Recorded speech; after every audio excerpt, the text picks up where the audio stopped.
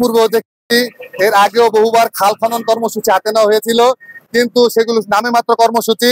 খাল তাদের সিটি কর্পোরেশনের খাল তাদের সীমানা নির্ধারণ করে আমাদেরকে আলাদা করে দেয় না, এবং 2 দিন পরে যা হয় তাই হয়ে যায়। এই খালের ময়লা এখন তুলে উপরে রাখতেছে, সেটা বৃষ্টির পানিতে গড়ায় আবার সেটা ব্লকেজ হয়ে যাবে। এইভাবে খালের খনন কর্মসূচি করে আমাদের কোনো লাভ নাই। পানি নিষ্কাশনের একটা প্রধান চ্যানেল মুগর খাল, আপনারা দেখছেন যেটা হয়তো দীর্ঘদিনের নানান অব্যবস্থাপনার কারণে নানা জায়গায় শুরু হয়ে গেছে, অনেক জায়গায় ভরাট হয়ে গেছে। আমরা চেষ্টা করছি যে এই খালটা পুরোপুরি যদি অ্যাটলিস্ট আমাদের প্রথম ধাপে ইচ্ছা হলো যে পানির চ্যানেলটা চালু করা।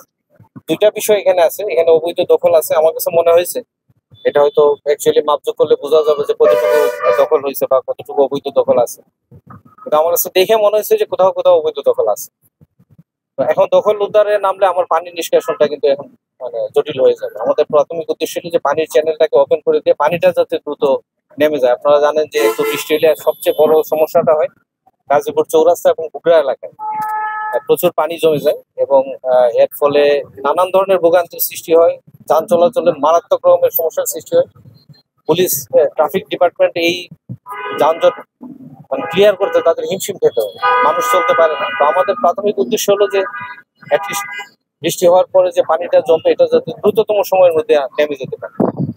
তো এইটা কনফার্ম করার পরে আমরা হয়তো খালের সীমানাটা নির্ধারণ করার চেষ্টা করব। তো সেই ক্ষেত্রে সিটি কর্পোরেশন একার পক্ষে হয়তো সম্ভব হবে না, এখানে জেলা প্রশাসনের সহযোগিতা লাগবে। আপনারা জানেন এখানে বড় একটা স্টেক হোল্ডার হচ্ছে রোডস এন্ড হাইওয়েজ ডিপার্টমেন্ট, তাদের অনেক কাজ আছে।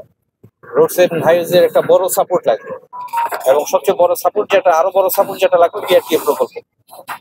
বিআরটিএ প্রকল্প তারা যেভাবে করেছে আমাদের সিটি কর্পোরেশনের যে পানি চলাচলের যে চ্যানেল, এইটার সাথে কোথাও কোথাও সিনক্রোনাইজ হয় নাই বলে আমাদের মনে হচ্ছে। এই জায়গাটা যদি আমরা বিআরটিএর সাথে সিটি কর্পোরেশনের আমরা সিনক্রোনাইজ করতে পারি, আমার মনে হয় যে পানিটা আমরা আরো দ্রুত নামাতে পারি।